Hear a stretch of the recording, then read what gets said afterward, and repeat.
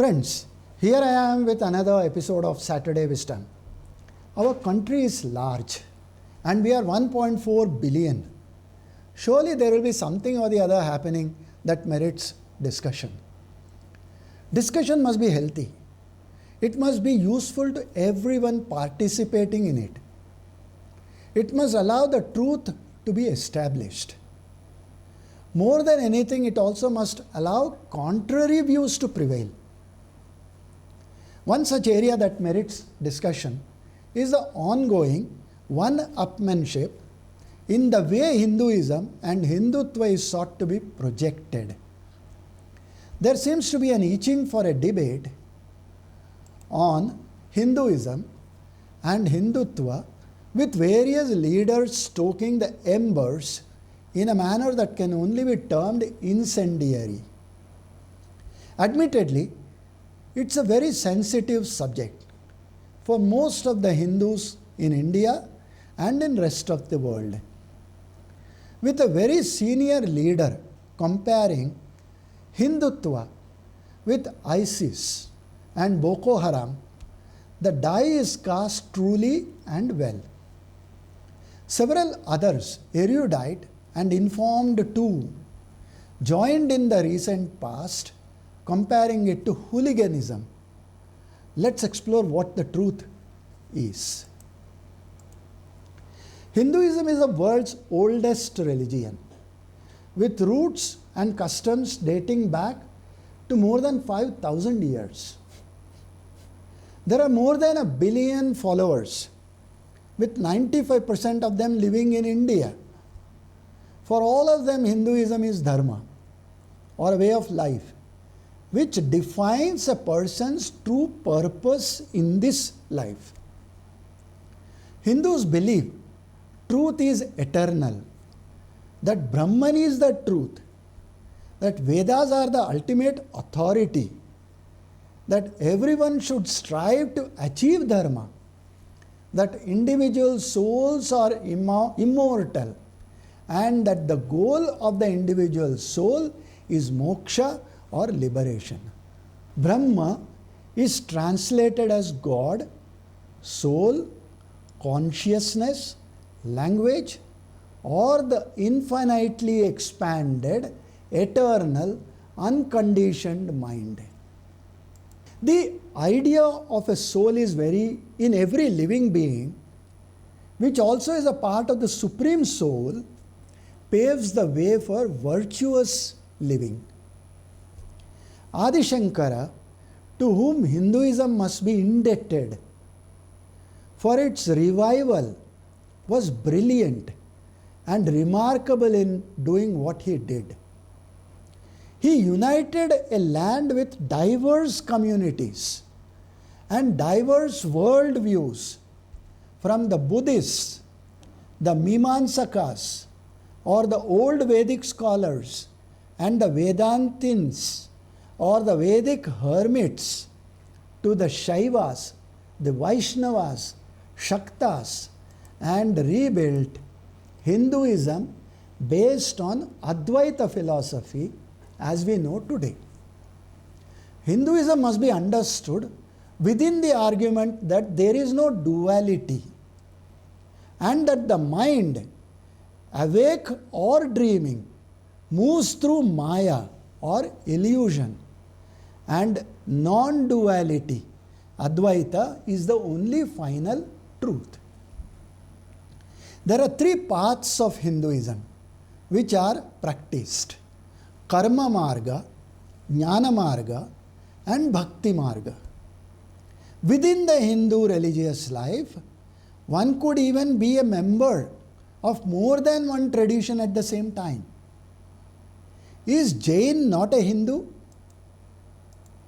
Are Nepalis not both Hindu and Buddhist at the same time? Is Hinduism then a religion in the strictest of definitions?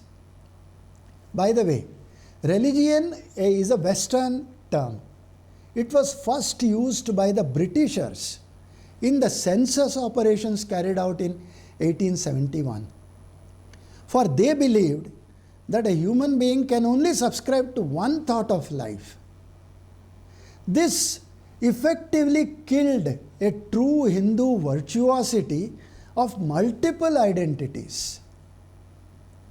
Hindus strive to achieve the four Purusharthas needed to lead a morally and ethically correct life, such as dharma, kama, artha, and moksha.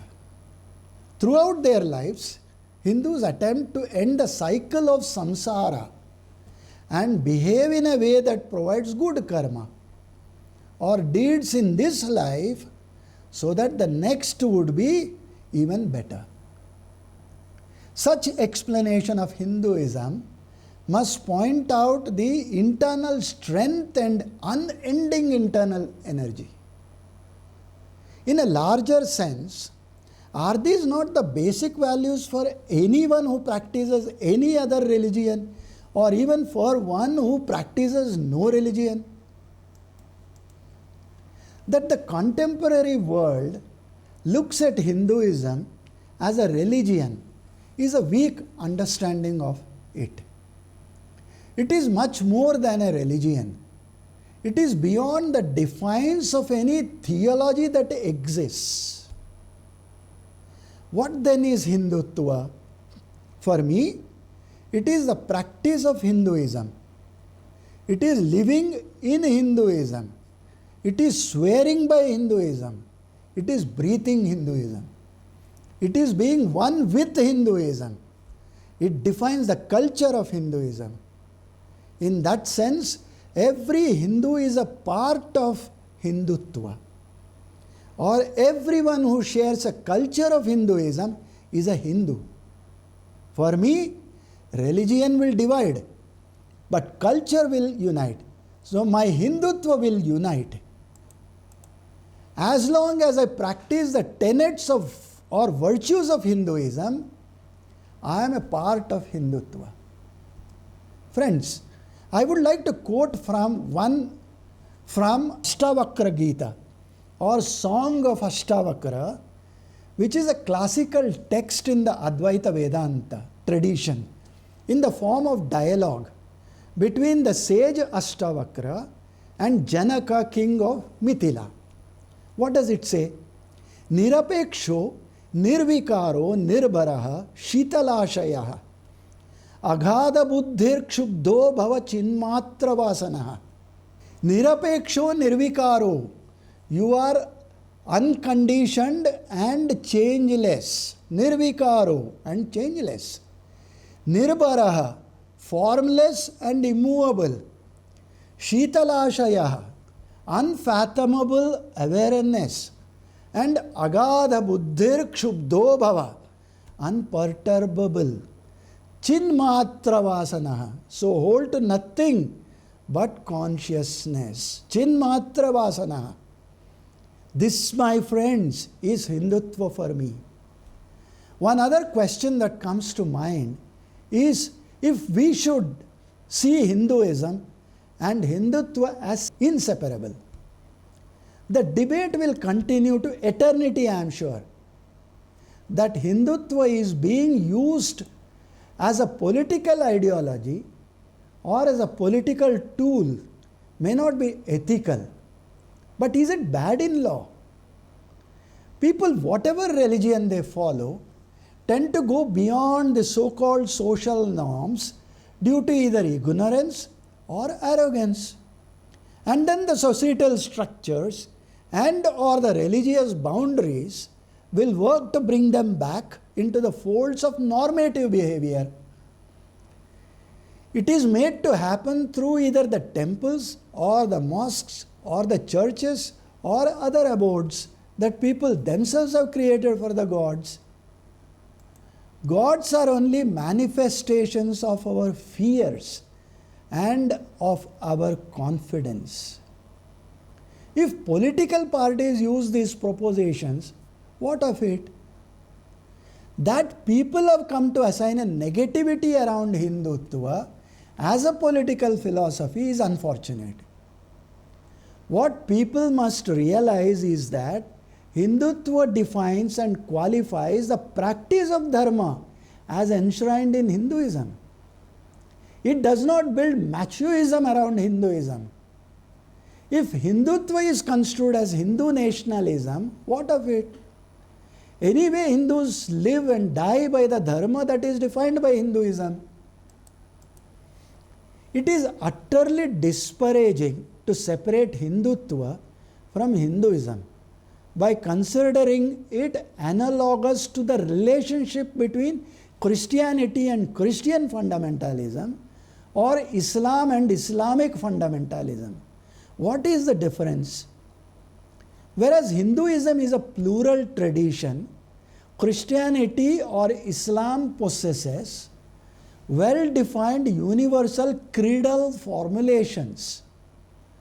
Whereas creedal formulations in Christianity focus on the unique Christian identity of God as presented in the scripture, Islam tenets are based on Muhammad Prophet's teachings. Hinduism recognizes 33 million gods and that all of them coalesce into one truth, the Brahman. Unlike in Hinduism, there are codifications or beliefs or of opinions which are authoritative, formulated statements of the chief articles of Christian beliefs or Islamic beliefs. Hindutva only encompasses Hinduism in its beliefs, whereas Hinduism extols the path of karma, renunciation and moksha. Hinduism preaches tolerance. It is a civic and religious virtue for every Hindu. Has Hinduism not existed with many others such as Jainism, Buddhism, Sikhism, Zoroastrianism, Judaism, Christianity and Islam? Probably, Hinduism creedal tenets were too thin in religious content compared to other beliefs. How then can Hindu fundamentalism exist? Whereas Islamic State of Iraq and the Levant or ISIL, or known as Islamic State and the Islamic State of Iraq and Syria, ISIS, also known as Daesh, is a militant Sunni Islamist group following a Salafi jihadist doctrine. Boko Haram is a group of the people of Sunnah for preaching jihad and a classified terrorist organization based in northeastern Nigeria, now a part of Islamic State. The avowed aim of the caliphate of the Islamic State, it claimed religious, political and military authority over all Muslims of the world. How can there be any comparison to Hindutva whose roots are in Hinduism? The dictionary mentions hooliganism as a violent or rowdy behavior of young troublemakers, typically in a gang, like that seen among the crowds coming to watch football matches. What has this got to do with faith, ideology, religious practice or a religion? It can happen within any group of people. How then is it sought to be identified with Hindutva? Are not such epithets mischievous? Of course, the modern India is built by all its citizens, and its future belongs to every one of them. But then, does Hinduism or Hindutva take away the rights conferred by the Constitution on any of its citizens? Does Hinduism not offer secular credentials within its definition? Does it impose itself on other religions? Even Hindutva, as understood by its critics, doesn't take away those rights. Is not secularism a separation of church and the state? Then what is the hue and cry about? India, admittedly in the past 600 years, has been ravaged by foreign rulers. The ideologies and practices saw major changes. Hinduism, Hindutva, and consequently the Hindu identity took a beating. Does a resurgence make them terrorists like ISIS and Boko Haram? This is a preposterous and misleading.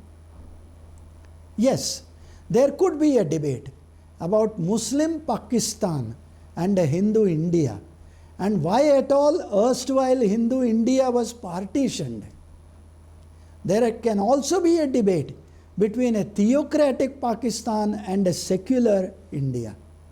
That is for the intellectuals of the two nations to explain. However, that in itself cannot negate the fact that both are governed by their own ideologies. Like generations change along with their thinking and thought processes, why cannot ideologies change? Even Hindutva has undergone several changes over hundreds of years. There have been several cultural changes that have taken place. If anything, it has eschewed several practices rooted in culture. How then can we brand it fundamentalist? On that note, friends, let me end today's presentation with a promise that I will be back the next Saturday, 1 p.m., for my next episode of Saturday Wisdom. Until then, thank you, namaskar, and dhanyavad. Stay safe and stay healthy.